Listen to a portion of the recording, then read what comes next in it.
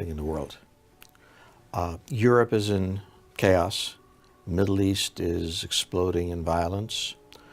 Russia has become more aggressive at the same time that it has deep financial problems.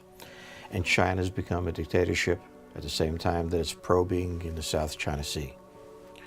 This is really the first time since before World War II when the entire Eurasian landmass from the Atlantic to the Pacific has been unstable and already violent. So the question that we're really asking here is, where does this go and how far does this take us? Certainly we're in for troubling times when this region is unstable. But the question is, does it lead to World War III or not?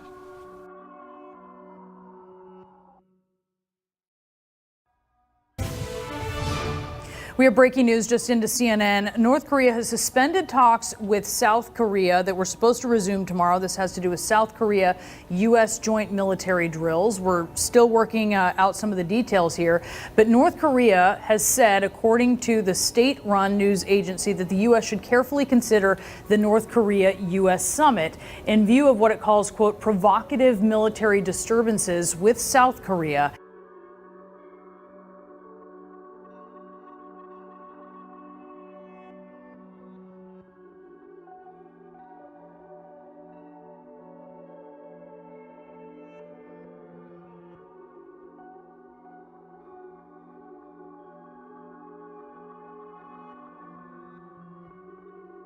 Dozens of American bombers and fighter jets flying near the North Korean border. To Pyongyang, this is more than just a provocation. It's a rehearsal for an invasion.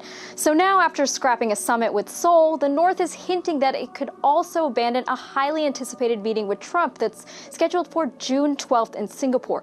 But the timing couldn't be worse. The United States and South Korea routinely carry out these simulated invasions and destruction of North Korea military exercises. Another set of these exercises began last Friday. I believe this goes against the spirit, certainly, and I would say even the letter of the Panmunjom Declaration between Moon Jae-in and Kim Jong-un, where both sides agreed not to do anything that would be provocative towards the other, both North and South Korea. These military exercises, again, as I mentioned, simulate the annihilation of North Korea. Senator, great to see you tonight. There is quite a bit to discuss with you, and we're glad to have you here. But let me talk to you first about the summit. What do you make of what Kim Jong-un said in terms of the possibility of canceling?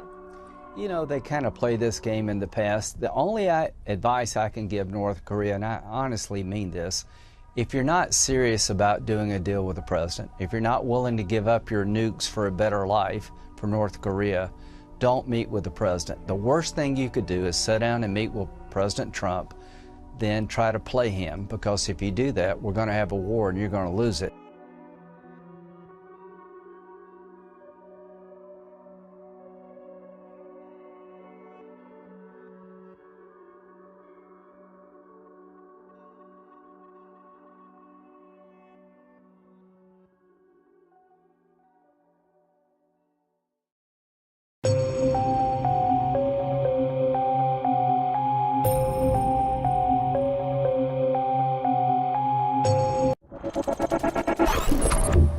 Главнокомандующий, начальник генерального штаба, генерал армии Герасимов.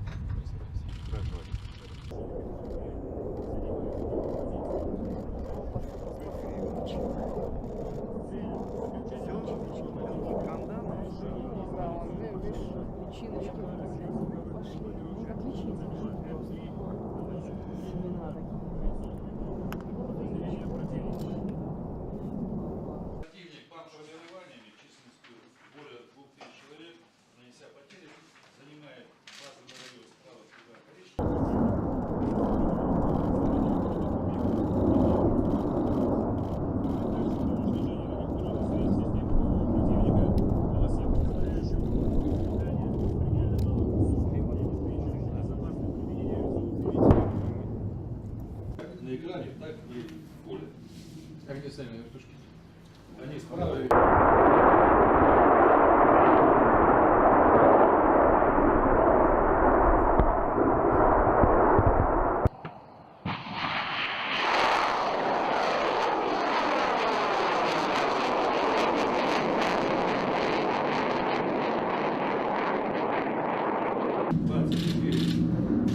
которая проводит разведку целей и передает на ведущие.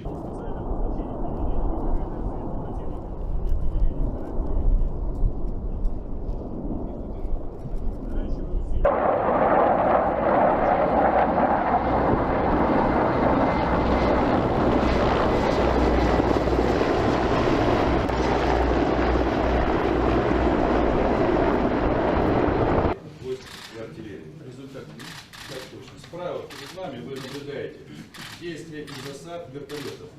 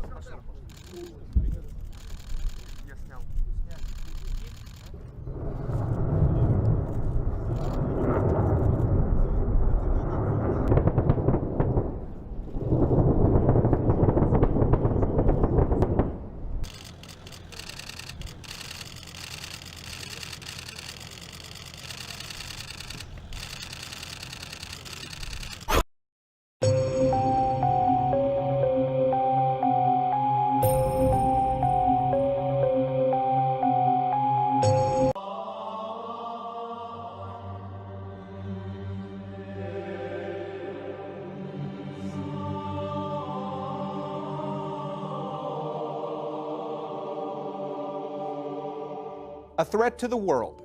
That's how U.S. President Donald Trump's administration is describing Iran's government. The State Department has announced plans to form an international coalition to counter what it calls Iran's destabilizing influence. But it's not clear what shape this coalition will take or whether it involves any type of military component. Secretary of State Mike Pompeo is expected to give further details in his first foreign policy address on Monday. We'll get to our guests in a moment, but first, let's have a listen to what the State Department spokeswoman, Heather Nauert, had to say on this issue. The United States will be working hard to put together a coalition, not unlike the de-ISIS coalition, where we bring together a lot of countries from around the world with the specific goal of looking at the Iranian regime through a more realistic lens, not just through the lens of the nuclear deal, but rather through all of its destabilizing activities that aren't just a threat to the region, but are a threat to the broader world. Here in Izmir, Turkey's full range of firepower was on display as it kicked off the International FS 2018 military exercise along the shores of the Aegean Sea. Turkey is a critical partner to the United States and to NATO, and it brings so many countries, over 20 countries together, working together to build interoperability and to demonstrate the commitment of the alliance all working together. Dozens of fighter jets, tanks, armored vehicles, attack helicopters, warships, and special forces operators from across the world participated in the military drill. This is where we're expecting more simulated airstrikes, as over 20 separate countries are working with the Turkish military. And right now, the F-16 direct hit on the target. This is Turkey's largest international military exercise, with over 20 separate countries working with the Turkish military command. The Turkish military officials that we've spoken with tell us that this exercise is meant to enhance the cooperation between all the countries involved. In his first sermon of the Islamic holy month of fasting, a normally mild-mannered cleric's outspoken rebuke of the American president.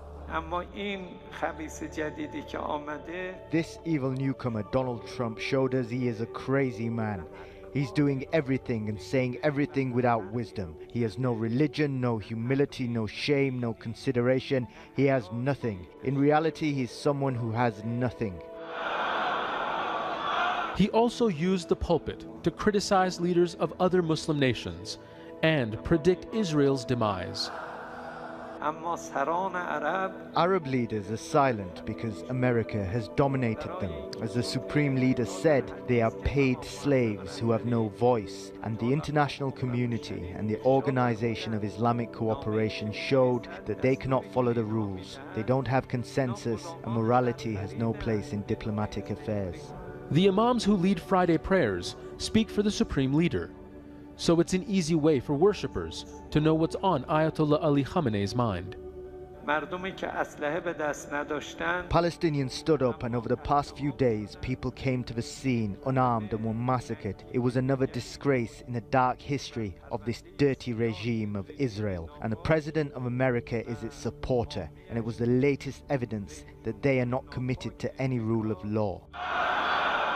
The sermon was punctuated by familiar chants of death to America, Israel, Britain, and Saudi Arabia. Donald Trump has been a critic of Iran's involvement in conflicts in the Middle East since he was a presidential candidate. But if Europe's leaders are going to save the 2015 nuclear deal, the Trump administration's demands for curbs on Iran's ballistic missiles program could be their biggest hurdle. Iran says it's a defensive necessity against the United States and other powerful countries in the region.